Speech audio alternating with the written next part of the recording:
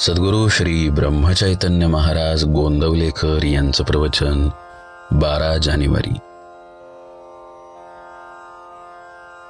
नाम व भगवंत. राम राम म्हणून राम कसा भेटेल या विचारण्यात काहीच अर्थ नाही. उलट असे म्हणता येईल की राम राम म्हटल्याशिवाय राम भेटणेच शक्य नाही. व्यवहारातही आपला हाच अनुभव आहे. समजा आपल्याला एका गावाला जायचे आहे म्हणून आपण स्टेशनवर गेलो आणि जिथे जायचे आहे त्याचे सर्व वर्णन केले, पण नाव सांगता आले नाही, तर आपल्याला तिकीट मिळेल का? उलट त्या गावातली काही माहिती नाही पण नाव ठाऊक आहे, तर आपल्याला तिकीट मिळून तिथे जाता येईल. म्हणजे ठिकाण माहितीचे आहे पण नाव तेवढेच न आठवले तर काहीही उपयोग होत नाही.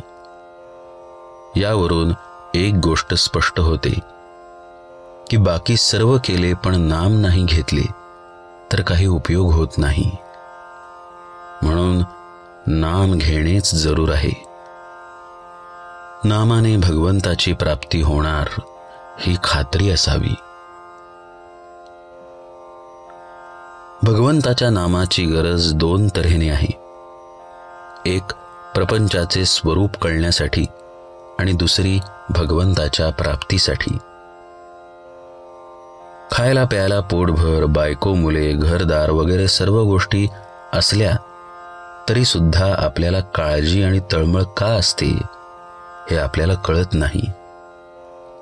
याचा अर्थ दुःखाचे खरे स्थान कुठे आहे हे कळत नाही. ते कळण्याकरता भगवंताच्या नामाची गरज आहे.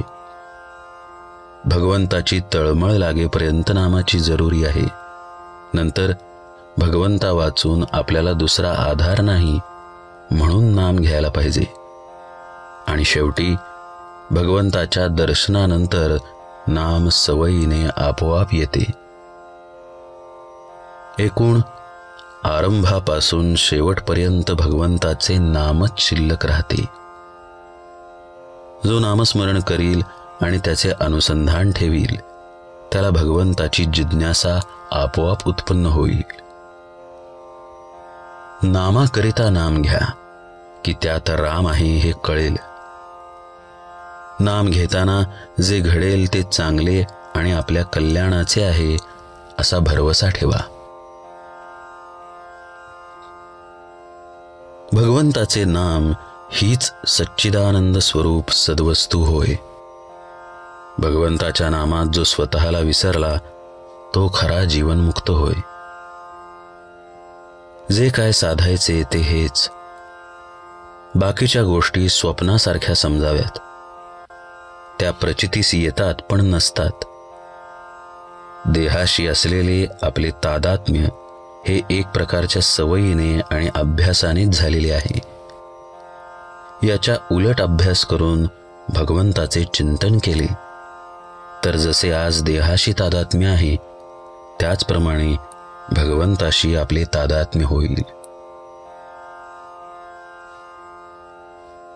सकाळी उठताना, रात्री निजताना, जेवायच्या आधी नाम घ्यायचेच आणि भगवंताची आठवण करायचीच असा नियम करावा.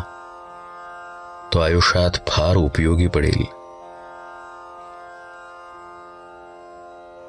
जानकी जीवन स्मरण. जय जय राम.